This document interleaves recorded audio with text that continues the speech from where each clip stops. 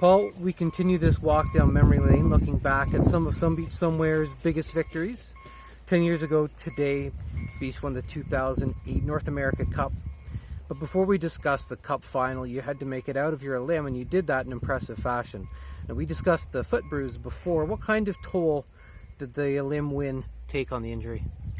I don't think it took any toll at all. He paced to the wire really strong in his elimination, and we loved the way he came out of the race, and he seemed sharp and happy. So that right there told us that he was set for his next race. And after the limb win, with the post draw, the media attention started to pick up. What was that week like for you and the connections of the horse? Well, I think it was anticipation. You just wanted no bad luck in between weeks. He seemed to have a great week, and I think as connections, we were just kind of just let's move along, let's get to Saturday. And what was the pressure like for you? Was there any pressure increased because of the increased expectations heaped upon you by the media? I don't remember that the media being that. I don't know what it was. Maybe I just didn't realize it at the time, but I didn't really feel that much pressure. We just knew we had a horse to race, and that's what we were focused on. And what was the week like for the horse? What was his schedule, and how much attention was put on him as an individual leading up to that race?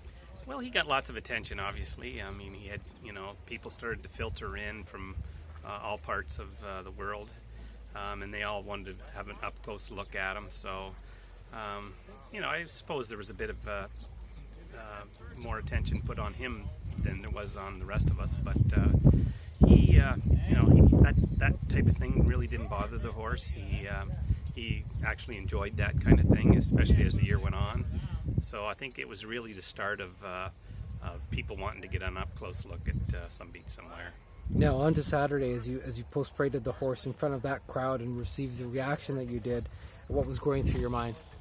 I can just remember being focused on the race more than anything. I don't really recall the crowd being too boisterous before the race. So, he came onto the track and was sharp and alert, and that made me happy right off the bat.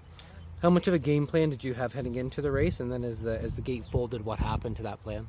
Well, I just knew that there'd be a couple of horses leaving hard behind them, or from the outside, I should say.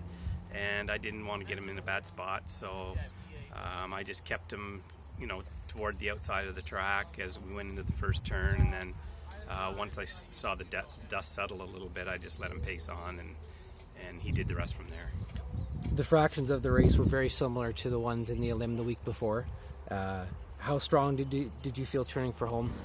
I felt good. I knew at the half, if I could get to the half in 54 and change, or even 54, that he would, be fairly strong without too much pressure. So once he hit the top of the lane, I let him pace on, and he was his usual self. He just paced away from the field. And as Ken Middleton belted out, he's big, he's strong, and he's got it going on with the stretch call, and the crowd was cheering. What was going through your mind heading to the wire? It was just some exhilaration, just knowing that, he was going to get the job done, and, it was just gratifying, just getting to the wire and getting it over with. Who was the first person to get a hold of you after the win, and what did they say? I believe it was John Louis Arsenal that was the first to the horse. He grabbed him, and we had a good fist pump there, and next thing you know, I think Greg Blanchard was over walking beside me and started an interview right away, and it was chaos from there on. Can you recall any surprising positive comments or compliments you and the horse received after the race?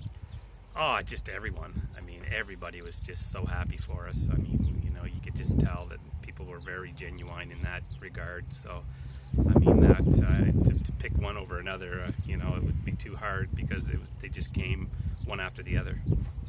Where do you rate this race among his performances, and where do you rank this race personally among all the races you've wanted to win and been able to win?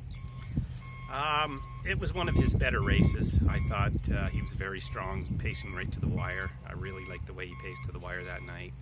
and I knew we had quite a few races left, so that was gratifying for me. So as far as myself, I was, it was the race I really, really wanted to win. It was something like winning the Stanley Cup in your home rink.